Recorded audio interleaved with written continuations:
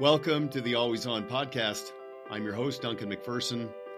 And on this podcast, our objective is to enable our audience, which are very high quality, high caliber, fee-for-service professionals, to always be working on their business and on themselves, personally and professionally.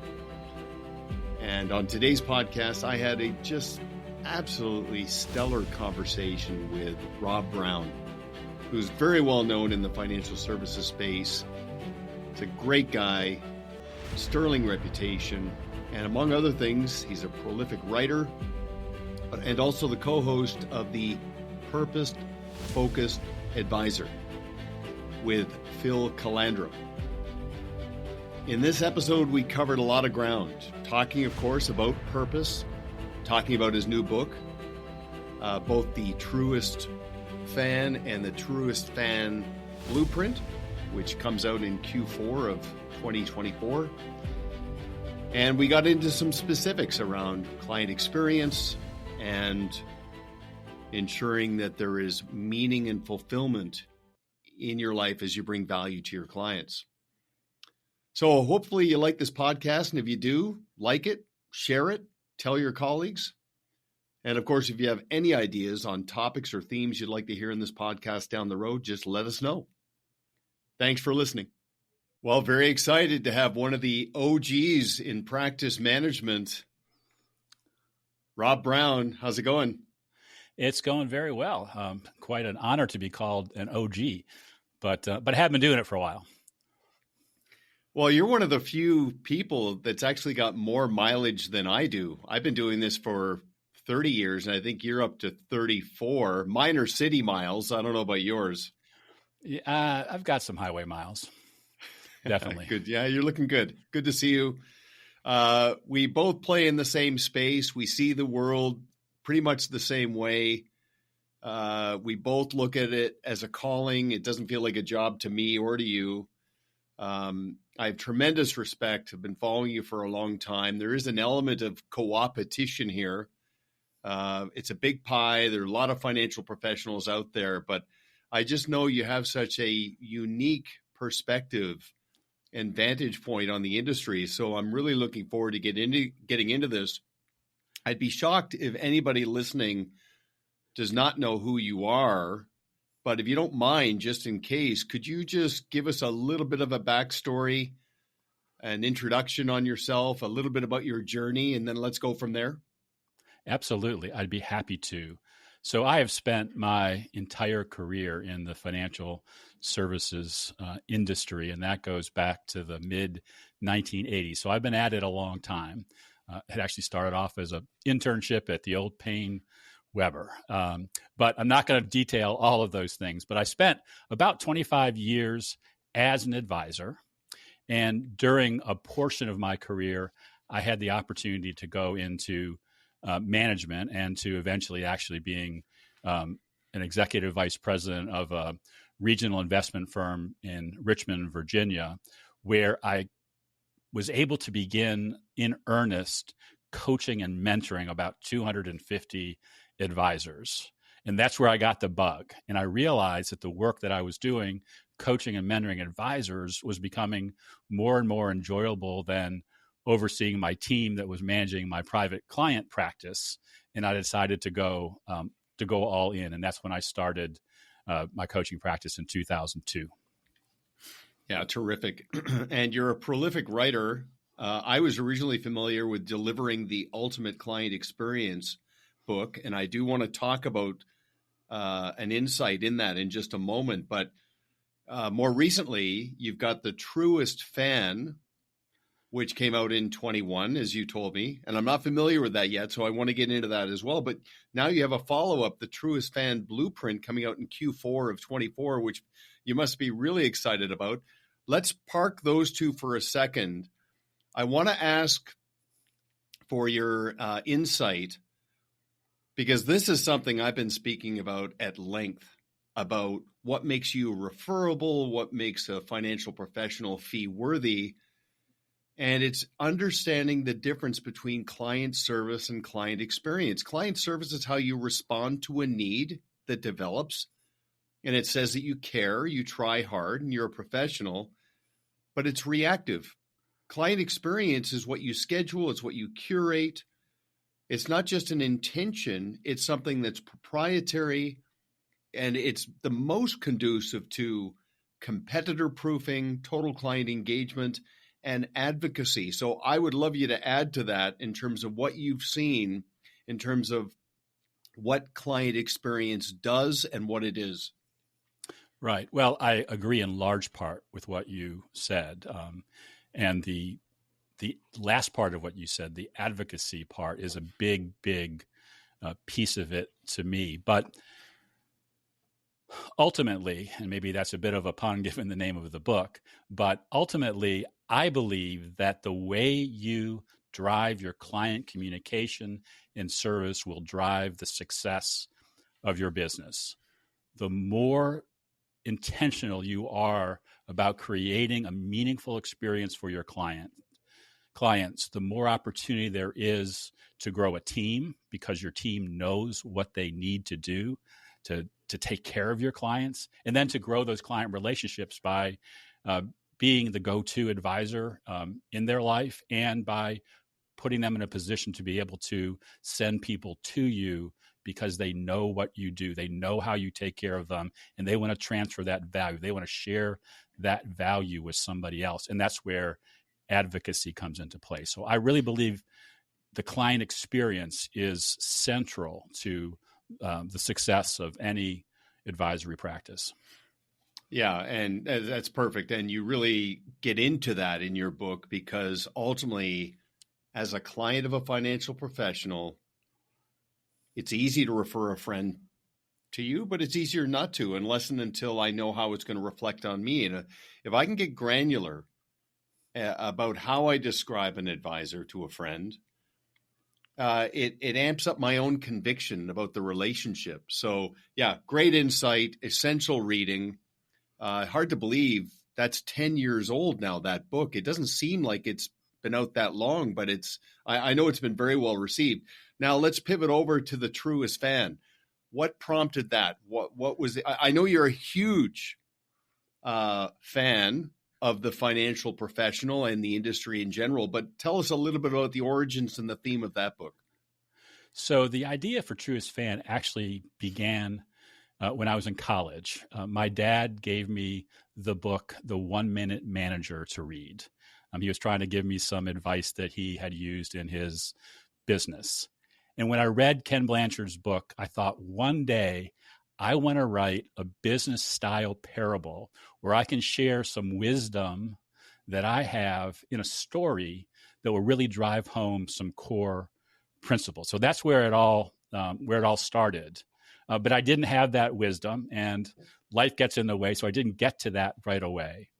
But 4 or 5 years ago, I hired a book coach, and I said, I don't want somebody to ghostwrite a book for me. I don't want to talk a book to somebody.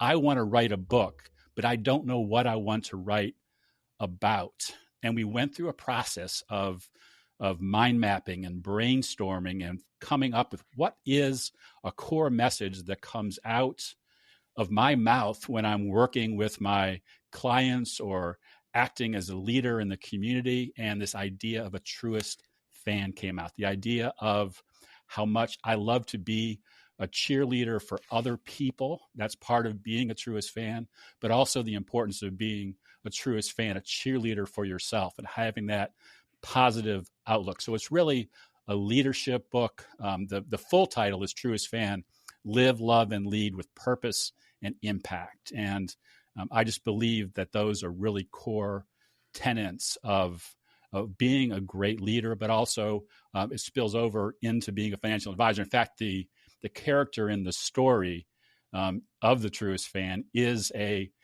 financial advisor, and a journey that he goes through during the course of the book. Okay, I'm officially excited. I want to read that now and familiarize myself with that.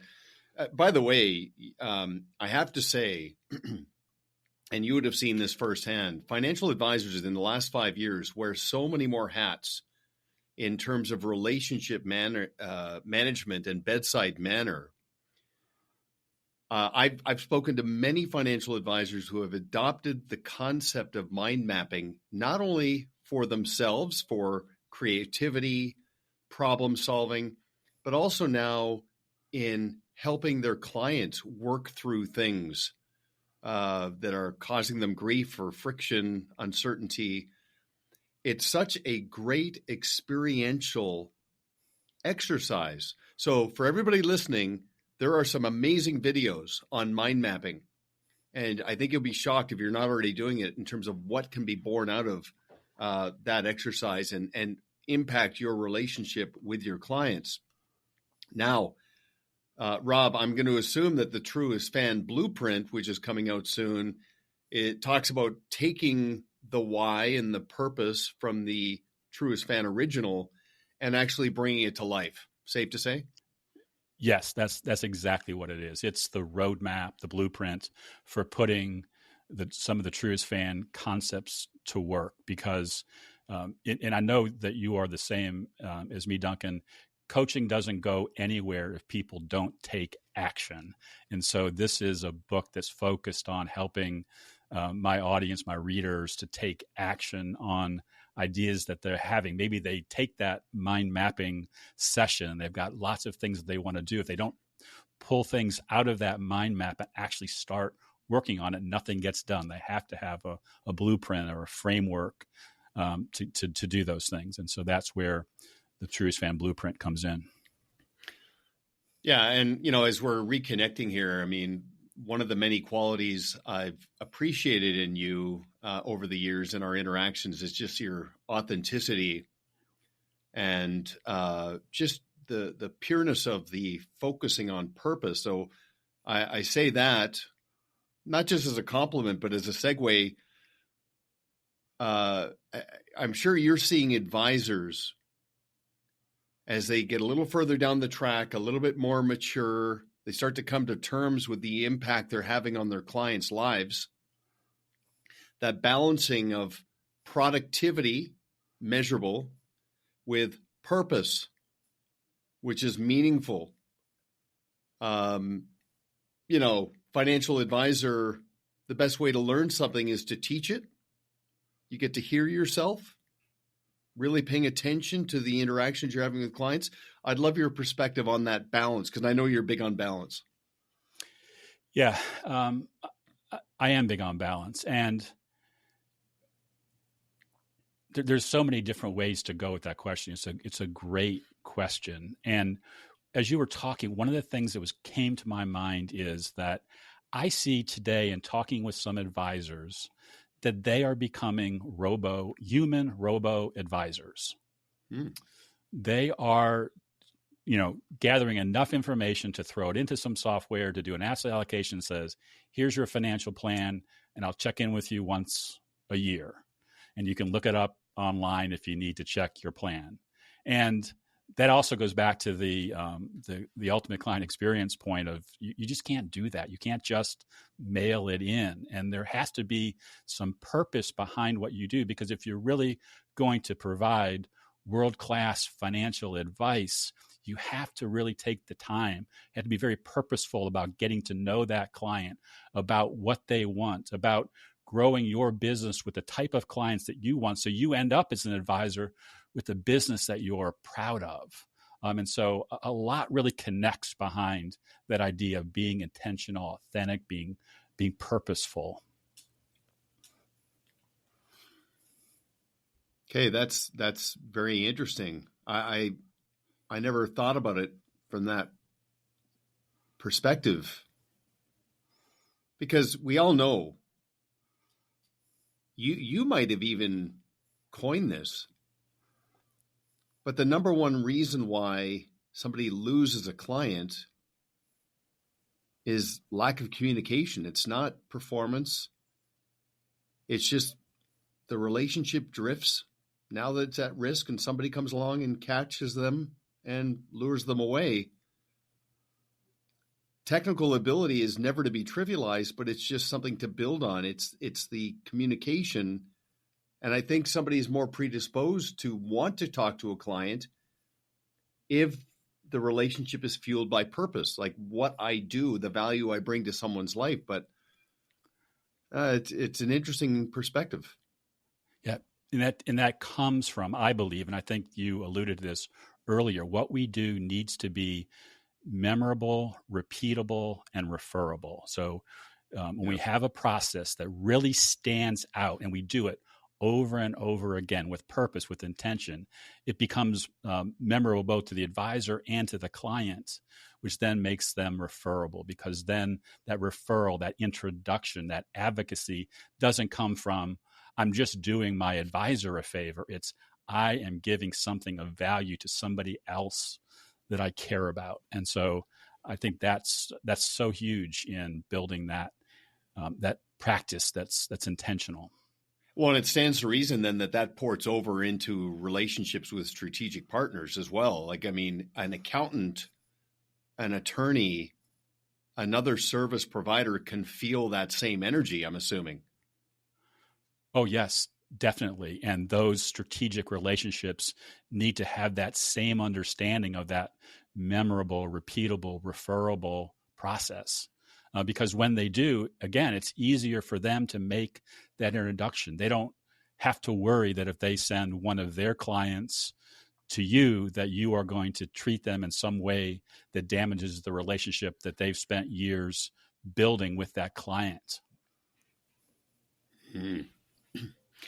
You know, it's interesting, and this has gotten me in trouble before, but like I say to advisors all the time, look, the words matter, because it speaks to the congruency of your purpose. And when I hear an advisor talk about, you know, like they'll talk about wallet share and they'll talk about same store sales and even COIs, center of influence. I'm like, I just, those words speak to your interests. Like you have a relationship with a center of influence. That means the relationship's there to help you acquire clients through referrals. That's not the purpose. That's an outcome.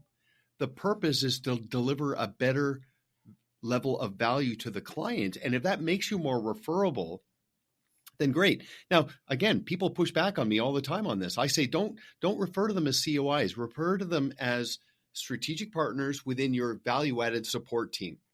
You've established a vast network value-added support team of service providers that you engage in your process to elevate the client experience.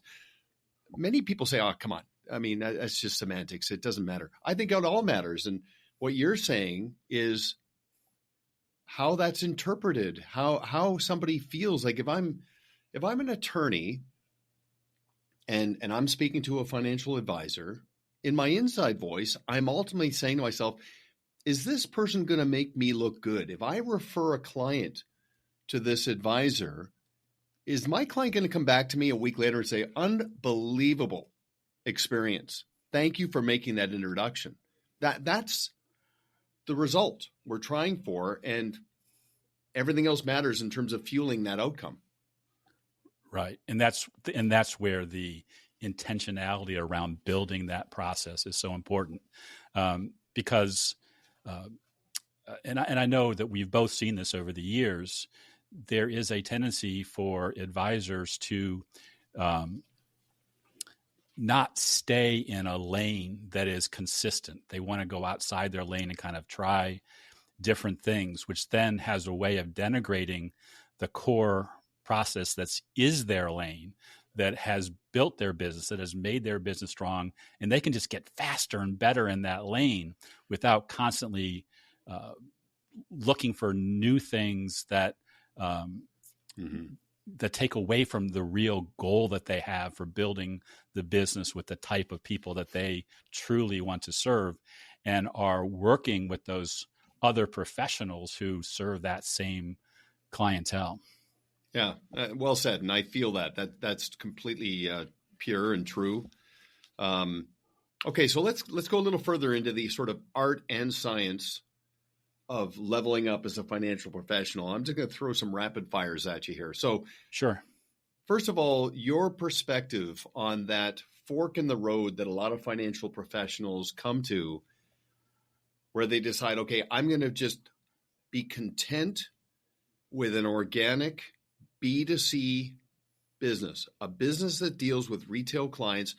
I'm going to be content with that and just maximize that to the best I can, but not push it too far. That's one track.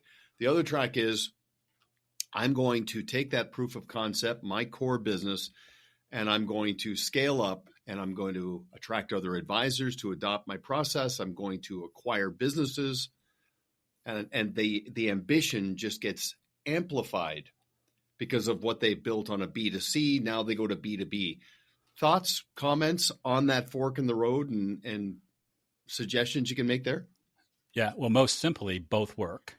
It isn't an either or. It is an either or. You can go either way and have success. In fact, I was just having a conversation with a client not too long before our call. He just got back from his first trip to the chairman's council, the highest level at his firm. And so I was excited to hear what he learned about. And I was worried that because he had texted me a picture of this org chart with like 35 people on it, and has a firm of less than 10, that all of a sudden he was thinking that 35 was better than 8 or whatever I should know the number off the top of my head. And I pointed out to him, I said, because the chart also happened to show the income of the managing partner of that organization. I said, well, you realize at the asset level that firm has, that's actually not an income level that is commensurate with the assets. He could have a third of the assets, probably a third of the number of people, and have the same income. And both would be good choices. One may provide bigger, higher multiples, as far as enterprise value goes, but another one might be more comfortable from a lifestyle people because there are fewer people involved. And I think that is a very important choice that advisors need to make when they think about their businesses, because I think in either path, it's a business. But when somebody says, well, the B2C path is just a lifestyle business, it might be, but it's a business. That may drive a lifestyle. It's not the lifestyle driving the business, whereas the other one is that enterprise value where you like the idea of duplicating the things that you've done, so you create even greater impact and influence by having more people doing. So I hope that answers your question, but I was just thinking right back to a conversation with a client where we're working through that right now. No, again, very interesting perspective on that as well. And you're right. I mean, you have to expand your thinking around, okay, what's it going to be like on the way? And then what's it going to be like in the end? And on the way, you're trying to manage hassle factor, maintain fulfillment and purpose, and still keep your eye on the prize around enterprise value. I've seen it before where advisors went all in to the B2B, scaled up, and the dread factor kicked in because now they're just putting out fires and managing so much. And now the fixation is, okay, when do I get out? So it's now the fixation is the light at the end of the tunnel. And that's where time just accelerates. Like you just lose years. So the sweet spot is on the way, in the end. And that's why you said one is not necessarily better than the other.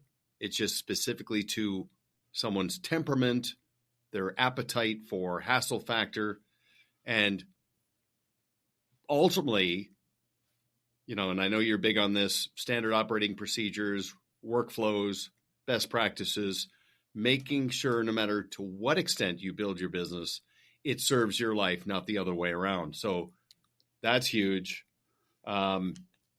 And I do appreciate, by the way, because another one of my pet peeves around the jargon is when people call it a book of business. No, it's a business. Run a business like a business. It's a business, yeah. It's a business. So, yeah, we're in sync there beautifully.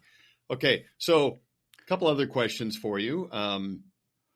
in previous conversations, I've sort of told you a little bit about my appreciation for things like Kaizen and the Ikigai concept around pursuing the best version of yourself. Kintsugi, it's interesting. I just ordered for our family a piece of kintsugi pottery because of its symbolism and a metaphor on life.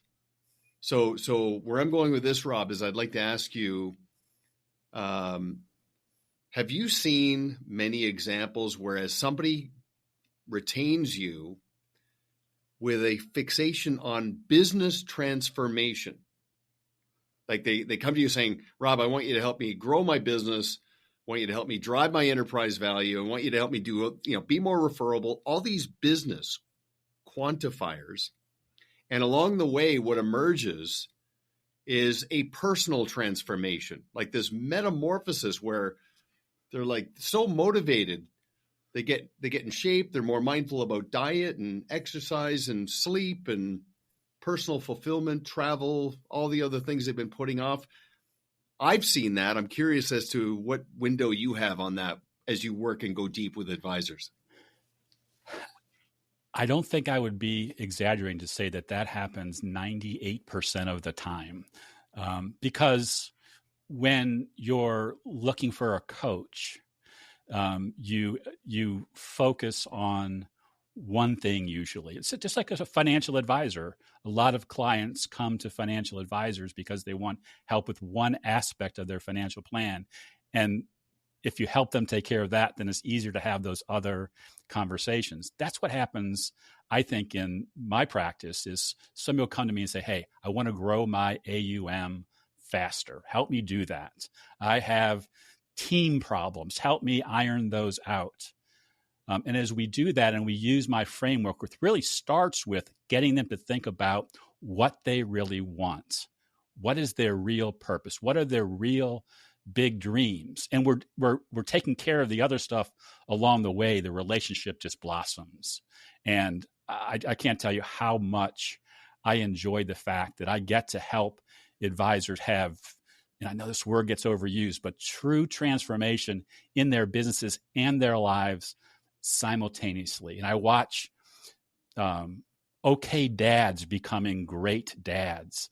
I watch great or people who are very involved in the community become true superstars for causes that they care about. And it's all because we're focusing on purpose that may have started with, how do I get to 500 million, $1 billion in AUM, but it grows out from there. And I think that is why the work that we do, Duncan, is so important, because it can't just stop with, I have all of my clients in the right segments and everything's growing.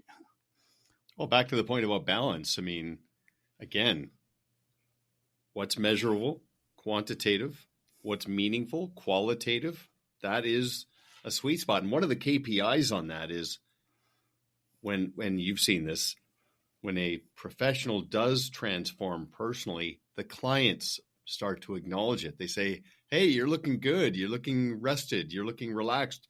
You seem like you have a jump in your step. Like they start to point things out. And again, that just, and then they start getting more invites to birthdays and retirement parties and all kinds of other meaningful client events. So, weddings, things like that. So yeah, that's very, very good. Last couple of years, the pace seems to have quickened in terms of innovation.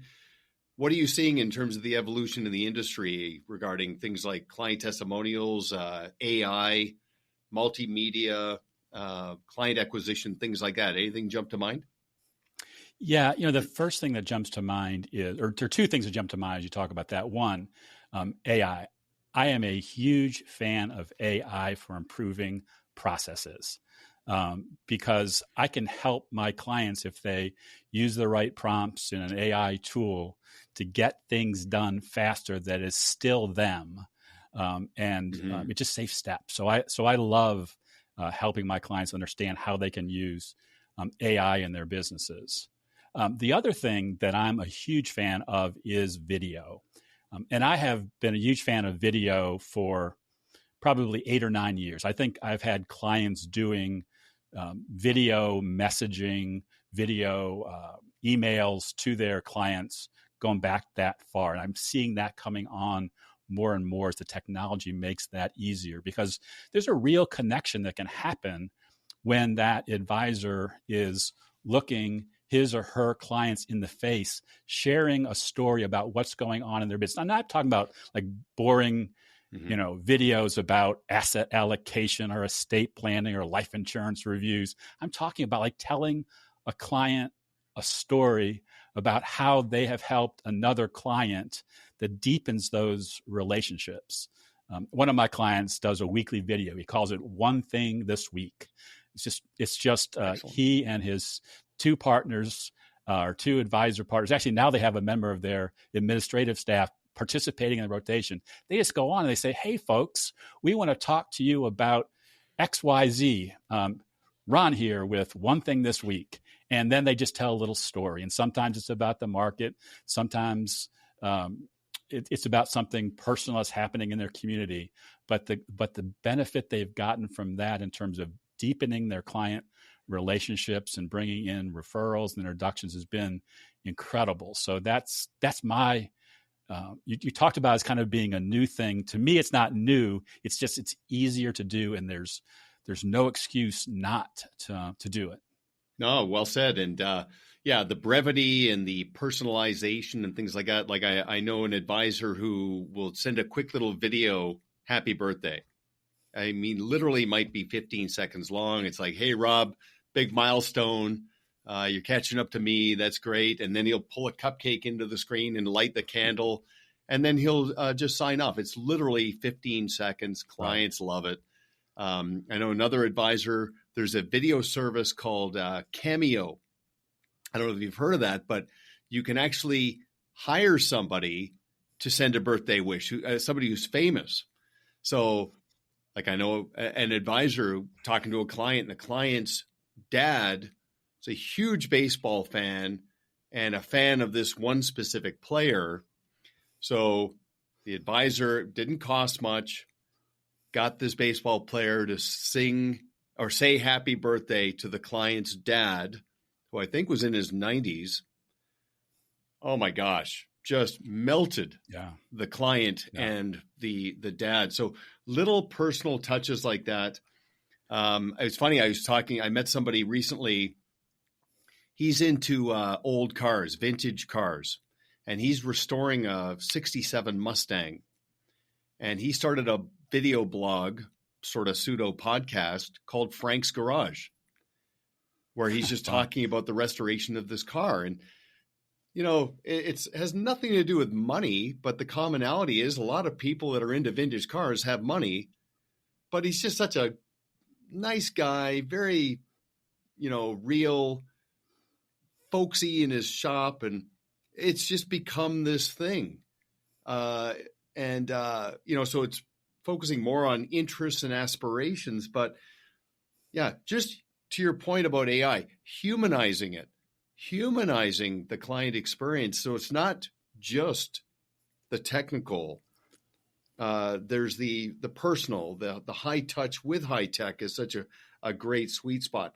Now, right. And let me just add to that for a second, because I actually think you can bring those two things together, because some people might be thinking, well, gosh, coming up with topics for videos is hard. Well, use AI to help you come up with the topics, by dumping in some things that your clients have been talking to you about and you've been sharing with them. Say, hey, give me an outline for, 4 videos that I'll send out next month. It can even help you with some basic scripting, and you're off and running, and you can send videos, and today the beautiful thing about video, I use a tool called BombBomb, and I can send a video to one person. I can just click a button, just like sending an email, and it will record me talking.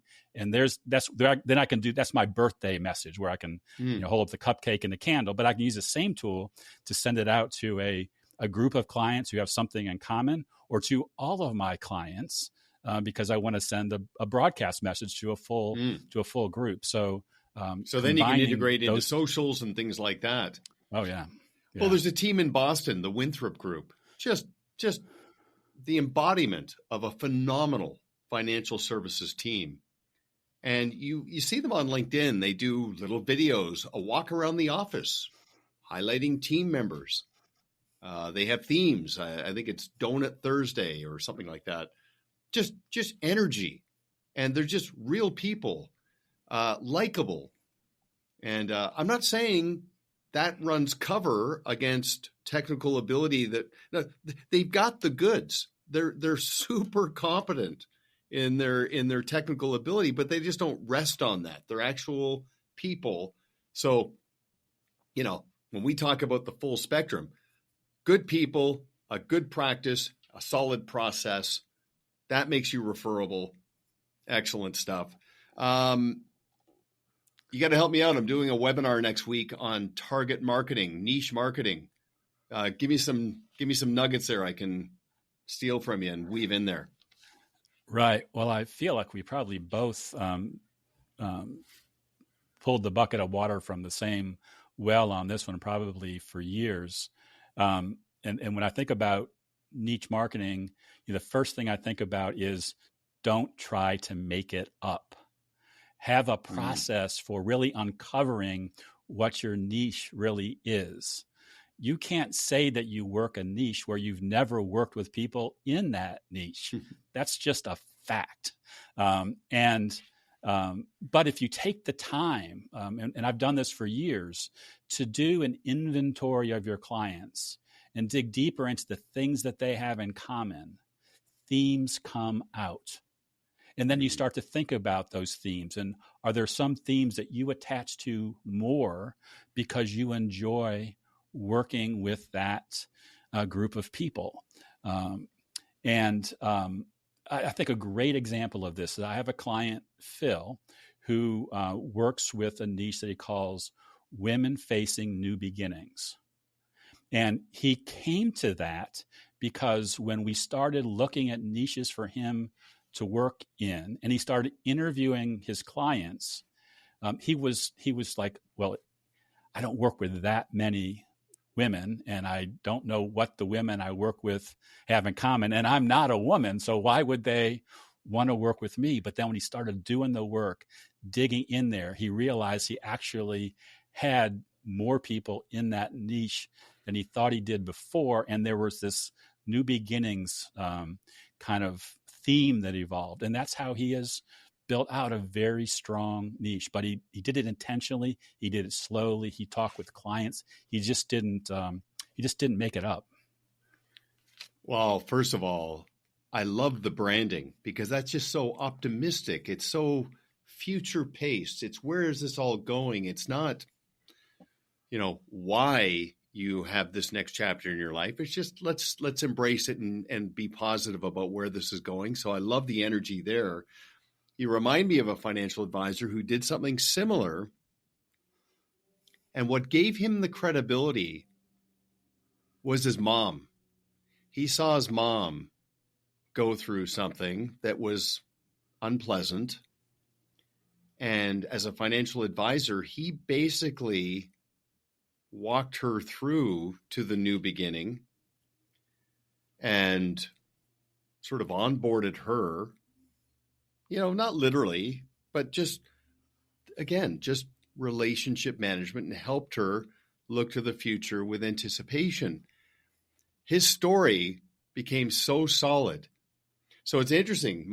My framework for niche marketing is credibility, commonality, and affinity. The credibility is how do you create credibility? Like study it, crowdsource, learn it, and start from a place where it's real, to your point. The commonality is where do you already have some momentum there?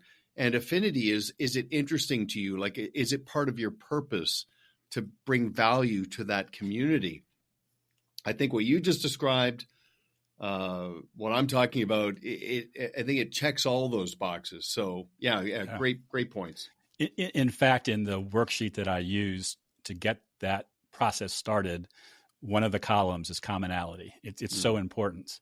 And then that purpose piece you were talking about, your advisor, acquaintance, or client who used his mom to kind of get going.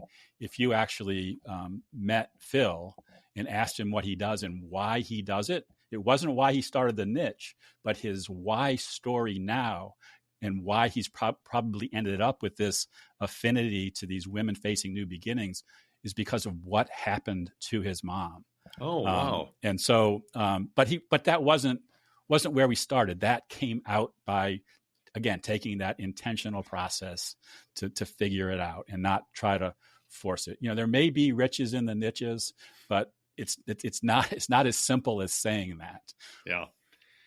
Yeah. Well, that's just it. And, we all subscribe to the mantra that facts tell, stories sell. The story is so important because it's relatable. But it's got to come from a place of credibility. It's not just intention. It's okay. There's a deeper why to this. It's interesting. I know a financial advisor in Windsor, Ontario, just across from Detroit. And his name is Peter Dobridge, very successful on many levels as a financial professional. But one of the reasons why he works so closely and so effectively with business owners is because he thinks of himself as a business owner. And so he doesn't just talk to his clients about managing money. He talks to his clients about managing life and managing a business. And he has owned other businesses in the community that are high visibility. But he's gotten to a point where his reputational equity is so strong. He's got a very significant track into the construction world. And he got invited to speak at a conference, if I remember correctly, for concrete. So cement manufacturers and producers as a financial professional. And a big part of his presentation is his story and his why and, scenarios around his interactions with clients. And then he talks about unmet needs and, things like that. But from a niche perspective, if you can just, again, focus on those three components of credibility, commonality, and affinity, and then just be patient, like be at peace with when it tips over, I think you're going to be in great shape. That was a great point to add at the end. Staying with it is so important. Oh, yeah. Well, there's a great quote I just posted on LinkedIn by Abraham Lincoln, who, by the way, you think you know somebody, like by studying them? The more I read about him, the more impressed I am. And I've been studying Abraham Lincoln for a long time. And then I come across a quote by him that I'd never seen before. And I hope it's actually from him, but it's something, and I got to remember, I just posted on LinkedIn. It was, discipline is understanding the difference between what you want now and what you want most. Oh, that's awesome. I did see that too, by the way. I think I liked it. Oh, thanks, man. But, that guy, and there's another one. I don't know if you've seen it. It's like, it's a quote by Abraham Lincoln. It says, "You can't believe everything you read on the internet." So, yeah. Well, if I could turn my camera around, you see Abraham Lincoln on my wall. So, so he's definitely a hero of mine. Okay, awesome. I'm just so there aren't many people who haven't been around for that long who are still being talked about today. You know what I mean? That's legacy, that's impact. So go out. I'm glad we're in sync there too. Okay, last question. I want to just sort of put you on the spot. Core principles and strategies that immediately come to mind that if I'm a financial advisor, you'd ask me to consider subscribing to. So that's actually true as fan. There are 7 principles in that book. And I'll just share a couple of them because I want everybody to read the book. But a real core principle, the first principle in the book is self-belief. I get frustrated sometimes in talking with really successful financial advisors who don't think the success in their business is real. And that can be self-limiting. So to me, spending time understanding why you were made and why you are so awesome and why you are so good at what you do helps you really set the stage for the future. A second core principle of mine, and this is I think,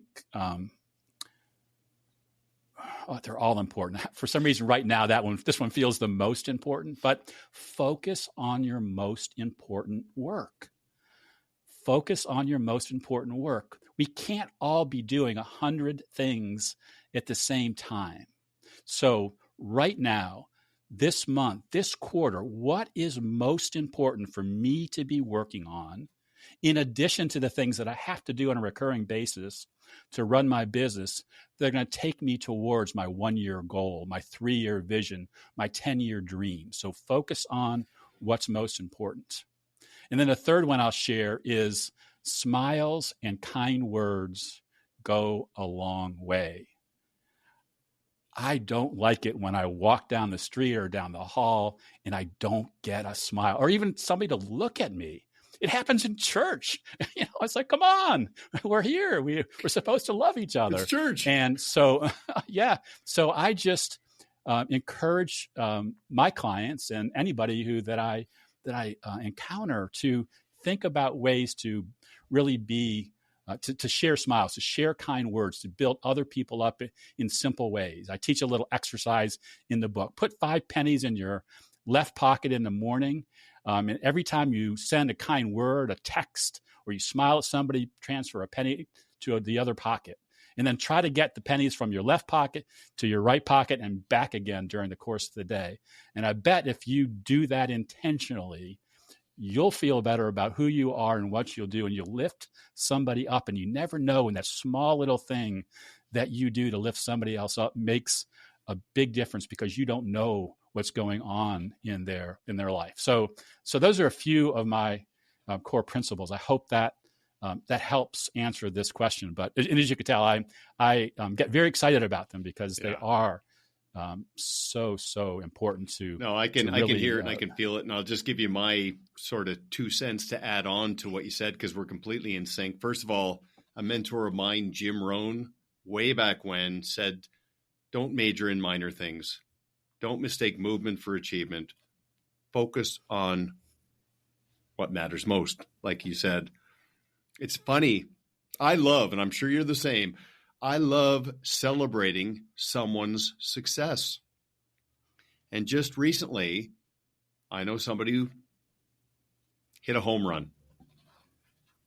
And it was palpable, the euphoria. And I just said to him, "Are you pinching yourself?" And he paused and he said, "Yeah." And I just said to him, "Hey, you earned this. You did this.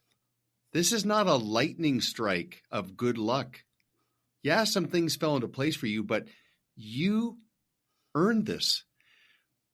And I'll tell you, I felt something saying it, but the look in his eyes, I don't know if anybody else praised him based on merit, not just the number, the win, but the cause to the effect. It was just such a meaningful moment. And then it's the other thing I'll say to you, you're talking about those 5 pennies, which is great exercise. That's a great exercise to teach kids too. I was walking to a restaurant with some friends, and there was a dime on the ground, and we all saw it, and we all kept walking. And I went, whoa, whoa, whoa. Like, and I said, "Is the dime the new penny? Like, is inflation that bad where we'll walk by a shiny dime without batting an eye?" And I actually picked it up symbolically going, okay, what we do matters, like managing wealth, managing risk, and being in this space. that's one of the reasons why, like, a dime is almost, you know what I'm saying there. So yeah, interesting synchronicity here. Yeah, no, it's I love what you said. We could talk about this for another hour, easy. It's just, and that's why I am a truest fan, a cheerleader of financial advisors, because I know there are so many really great ones out there who are doing great things and can do even more. Yeah. If they just, and I don't mean more like and get burned out, work more hours, actually work less, enjoy life more by just following some core principles that focus on what you really want. Yeah, well said. And, now based on demography, you and I and many of the advisors we interact with are at a point where we're now starting to think about the impact we have on others. And, I'm sure I definitely did, and virtually everybody we interact with who've been around the block had a mentor or two that took us under their wings and for whatever reason and had an impact. And that's our responsibility. Now there are proteges out there that we have to be thinking about. And that's the most enlightened financial advisor, in my view, among other things, is thinking about not just continuity and succession in terms of what it does for them economically and the relevance it has with their clients and their families, but just investing themselves into that next generation. It's a huge responsibility, but it's also a huge honor that we have the opportunity to do that. I know you subscribe to that as well. So I'll give you the closing comments and then tell everybody where they can track you down. Right. Well, I would guess my closing comment would be, think about where you are today, where you really are. And then next, think about where you would like to be. And it can have some financial dynamic to it. But what is the outcome or the real purpose behind that thing that you want? Related to your family, related to causes that you care about, related to your business, but really think about what it is you really want that will allow you to have more purpose in what you're doing, and add that purpose, that thinking about what those big dreams are, to the way that you're doing your planning, so that you're working towards those things that will allow Duncan to say to you, wow, you did that. You did that. There might have been some luck involved, but you did it. You worked on it, and you deserve it. And I think starting with that purpose and thinking about that becomes really important. And that's a big part of our process. To learn about me is really easy. Just go to truestfan.com and you'll learn about how we could potentially work together. You can see my links to my podcast and blogs in there. It's just a centralized place to see it all. And of course, you can connect with me as Duncan and I have on LinkedIn. Yeah, beautiful. Okay, stellar job. Really appreciate this. And I'm sure we're going to pick this up again and go a little bit further down the path. But we covered a lot of ground, and I got a lot out of this, and I hope everybody else did as well. So, Rob, great to see you. Thank you very much. And we'll cross paths again soon. Thank you, Duncan.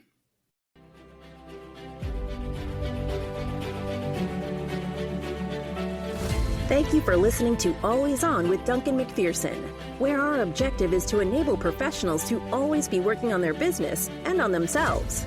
Want to learn more about Duncan and his team? Visit ParetoSystems.com. Don't forget to click the follow button below to be notified when new episodes become available. The information covered and posted represents the views and opinions of the hosts and/or guests, and does not necessarily represent the views or opinions of Pareto Systems. The content has been made available for informational and educational purposes only. This podcast is powered by Proudmouth, the Influence Accelerators. If you're like me and want to spend more time educating people and less time selling, Proudmouth helps turn Main Street experts like you into trusted mainstream authorities. They will help amplify your influence over a growing audience of magnetically attracted fans. Visit proudmouth.com to learn more.